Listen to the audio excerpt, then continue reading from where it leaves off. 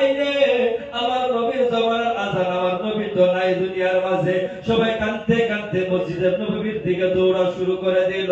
ওই সময় মাসুম বাচ্চা কাঁদতে কাঁদতে সাহাবীদের কাঁদে ধরলেন আর বলেন, চাচা গো একবার বলো বিলাল দুজি করে আসছে, তোরা আমার নবী কোন দিন করে আসবে? এই কথা বলার পর সাহাবীরা সহ্য করতে পারলেন না যে আমি এই ছোট্ট মাসুম বাচ্চাদেরকে কেমনে বুঝাই যে নবী আর করে দুনিয়ার মাঝে আসবে না। ওইদিকে বিলাল আযান দেয়, ওইদিকে মদিনার উট পর্যন্ত খাওয়া ছেড়ে দিয়েছে, কানটা লাগায় নবীজির আমুজমার আযানটা শুনে আর কান্দে, আর নবীর কথা মনে পড়ে জানোয়ার পর্যন্ত কান্দে। আরে বাপজান ভাই জানারা গো, আমরা আজকে নবীর কেমন আশিক কেমন পাগল নগো, আমরা আজকে নামাজ পড়ি না, রোজা রাখি না, আজকে মা বাবার খিদমত করি না, মাকে আমরা কত জ্বালাই, বাবাকে কত কষ্ট দেই। নবীর আশিক হইয়া পুরো সময় এগুলা কাজ করা যাবে না। আল্লাহর নবীর সাহাবীরা এমন পাগল ছিলেন নবীজির জন্য।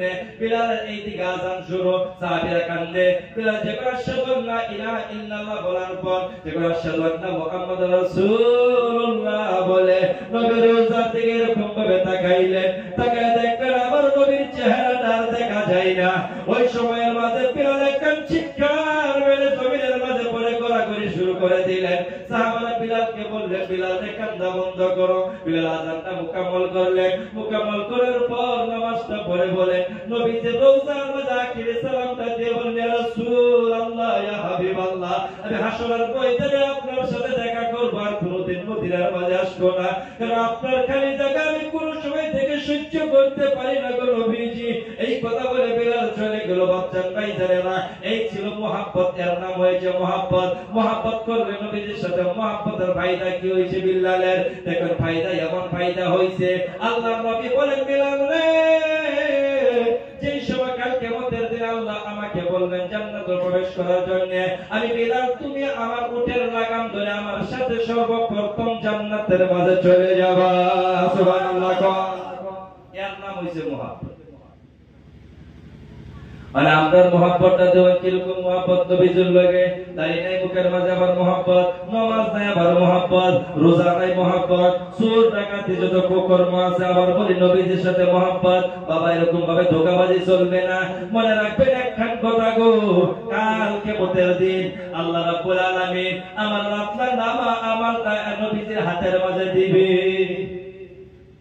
জীবন ভরা তো বয়ানা হুজুর নবীর সুপারিশ করব, 100% সুপারিশ করব, কিন্তু আল্লাহ রাব্বুল আলামিন বলেন, বন্ধু করেন আপনার উম্মতের সুপারিশ, আমি বাধা দিব না, কিন্তু এই নামা আমানটা আমি আপনার হাতের মাঝে দিলাম, নামা আমানটা আপনি পড়েন। নামা আমানটা কেমন হবে গো বাবা মনে রাখবেন, আপনি যদি 1 টাকা মসজিদ মাদ্রাসার মাঝে দিবেন এটাও লেখা, আপনি যদি কোনো জায়গার মাঝে একটু নেকির কাজ করতেন তাও লেখা, আপনি যদি ভালো কাজ করতেন তাও লেখা, গুনাহ করতেন তাও লেখা, সব কিছু লেখা। রাত্র আন্ধারের মাঝে ঘরের দরওয়াজা বন্ধ করে লাইটটা নিভাইয়া কম্বলের তলে আপনি কি গুনাহ করছেন সেইটা ওইটার মাঝে লেখা।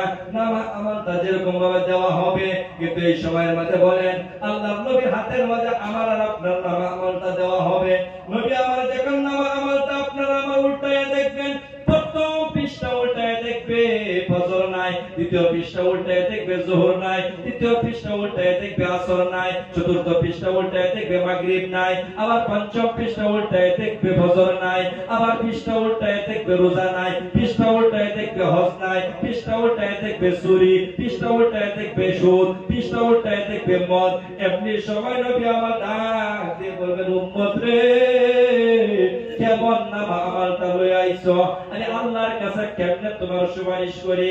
ও উম্মত তুমি ভুলে গেছো কি আমি তোমার জন্য কত কষ্ট করেছি? আমি তোমার জন্য তাইফের গলির মাঝে গিয়ে পাথর খাইছি, 3 কিলোমিটার পর্যন্ত আমাকে পাথর মারছে গো। ওই পাথর খাইয়া কোন সময় জমিনের মাঝে আমি পড়ে গেছি, আবার দৌড়াইছি, এরকম ভাবে 3 কিলোমিটার পর্যন্ত আমাকে পাথর মারছে।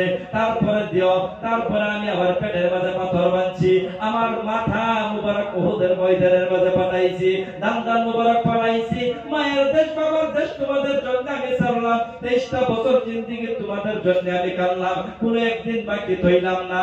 তারপরে যে তুমি কেমন নামা আমলটা লই আইছো, ওই সময় বাবা গো নবীজির সম্পর্কে বলার কোনো কিছুই থাকবে না। আর একটা কথা বলে রাখবেন, নবী আমার যদি সুপারিশ না করে কাল কিয়ামতের দিন জান্নাতের মাঝে আপনারা আমি প্রবেশ করতে পারবো না। এই জন্যই বাবা নামা আমলটা যদি ভালো নিয়ে যান তাহলে আপনি হাসতে হাসতে জান্নাতের মাঝে প্রবেশ করতে পারবেন।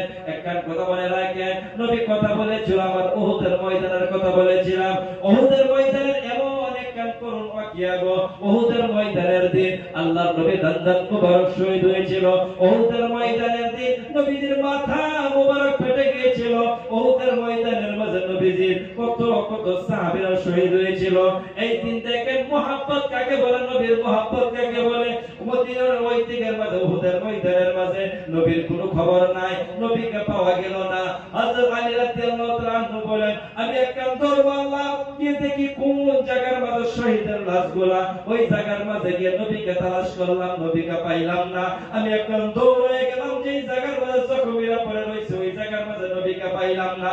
আমি কে সারা উহুদের ময়দানের মাঝে ঘুরে আবার নবীর কোনো খবর নাই। ওই দিকে উমর হাতের থেকে তলোয়ার ফেলে দিয়েছে, আবু বকর একদিকে কাঁদে, উমর একদিকে কাঁদে, উসমান একদিকে কাঁদে, মুসলমান ময়দান ছেড়ে দিয়েছে, নবীর কোনো খবর নাই। ওই দিকে বিলাল হাবশী রাদিয়াল্লাহু তাআলা আনহু দেখেন কেমন পাগল ছিলেন, ওই দিকে বিলাল হাবশী রাদিয়াল্লাহু আনহু মদিনার মাঝে গিয়ে ডাক মারলেন গো, ডাক মারলেন, কে আছো নবীর আশিক, কে আছো নবীকে ভালোবাসো, তুমি যদি নবীর আশিক হয়ে থাকো আজকে আর মদিনার মাঝে বসে থাকতে পারো না। কারণ নবীর আশিক মদিনার মাঝে বসে থাকতে পারে না, কারণ আল্লাহর নবীর উহুদের ময়দানের মাঝে কোনো খবর পাওয়া গেছে না। এই কথা একজন সাহাবী রাসূল গো, যার নাম ছিলেন সাআদ সালফি রাদিয়াল্লাহু তাআলা আনহু, ওনাকে নবীজি বিবাহ করায় গিয়েছিল, সাহাবীকে কিছু টাকা দিয়েছিল, সাহাবীরে এই টাকা দিয়ে তোমার বিবি বাচ্চা বিবির জন্য কোনো কিছু কিনে নিয়ে আসিও। সাহাবী গেলেন বিবির জন্য কোনো বস্তু কেনার জন্য। ওই দিকে বিলাল হাবশী রাদিয়াল্লাহু তাআলা আনহু এই বাজারের মাঝে কে ডাক মারলেন, কে আছো নবীর আশিক গো, কে আছো নবীর আশিক, কে আছো নবীর আশিক, মদিনার নবীর আশিক তুমি বাজারের মাঝে ঘুরতে পারো না, উহুদের ময়দানের মাঝে আমার নবীর কোনো সন্ধান নাই, নবীর কোনো খবর নাই। এই কথা শোনার পর সাআদ সালফি রাদিয়াল্লাহু তাআলা আনহু তলোয়ার কিনলেন একটা, বিবিকে ভুলে গেলেন, নতুন বিবিকে ভুলে গেলেন, নিজের সব কিছু ভুলে গেলেন, টাকা দিয়ে নিলেন একটা তলোয়ার, কিনলেন একটা ডাল, ময়দানের দিকে দৌড়ায়। ওই দিকে হানজালা রাদিয়াল্লাহু তাআলা আনহু গেলেন গোসল করার জন্য, ওনার উপর ফরজ গোসল ছিল। গোসল করার সময় যখন সাবানটা লাগাইছে, বিলালের আওয়াজ কানের মাঝে গেছে, মদিনার মাঝে যখন বিলাল ডাক দিয়ে বলছে, নবী আমার উহুদের ময়দানে কোনো খবর নাই। হানজালা বলেন, যে দুনিয়ার মাঝে আমার নবী নেই, ওই দুনিয়ার মাঝে ফরজ গোসল করে আমার কি লাভ হবে? একখান দৌড় মারলেন বিবির কাছে, এবারে বিবিরে তলোয়ারটা দে, উহুদের ময়দানের মাঝে আমার নবীর কোনো খবর নাই। দৌড়ে তলোয়ারটা নিয়ে যখন উহুদের ময়দানের দিকে দৌড় মারলেন, ওই দিকে সাআদ সালফি রাদিয়াল্লাহু তাআলা আনহু দৌড়ায় উহুদের ময়দানের দিকে। এমন যুদ্ধই করলেন গো বাবা গো, সাহাবীরা বলেন সাআদ সালফি রাদিয়াল্লাহু তাআলা আনহু নিজের মুখ এরকম ভাবে ঢেকে রাখলেন। সমস্ত সাহাবীরা বলেন, উনি যদি সাহাবী যদি হয় তাহলে মুখটা কেন ঢাকবে, আর উনি যদি ফেরেশতা হয় তাহলে এমনি ভাবে কেন আসবে? এই সময়ের মাঝে সাআদ সালফি রাদিয়াল্লাহু তাআলা আনহু যখন হাতটা এরকম ভাবে উপরে উঠাইলেন, কালো হাতটা যখন, উনি কালো ছিলেন, খুবই কালো ছিলেন, কালো হাতটা যখন বের হয়ে গেল, আমার নবী একটা চিৎকার করে বলল, ওরে সাহাবীরা, উনি অন্য কেউ না রে, ওই আমার সাআদ সালফি। এই সময়ের মাঝে সাআদ সালফি রাদিয়াল্লাহু আনহু যুদ্ধ করতে করতে এমন জখম লাগছে, জখম লাগার কারণে সাআদ সালফি যখন জমিনের মাঝে পড়ে যায়, আল্লাহর নবীর কাছে যখন সাআদ আনা হইল, নবীজি বলে, সাআদ রে, আমি তো তোমাকে বিবাহ করে আসছিলাম, তোমাকে আমি টাকা দিয়ে আসছিলাম যে তুমি টাকা দিয়ে তোমার বিবির জন্য কোনো কিছুই কিনবে। ওই সময় সাআদ সালফি কান্দে, আর নবীর দিকে তাকায় কান্দে। নবী আবার সাআদ সালফির চোখের পানিগুলো এরকম বসে, সাআদ সালফি মুস্কি মুস্কি হাসে।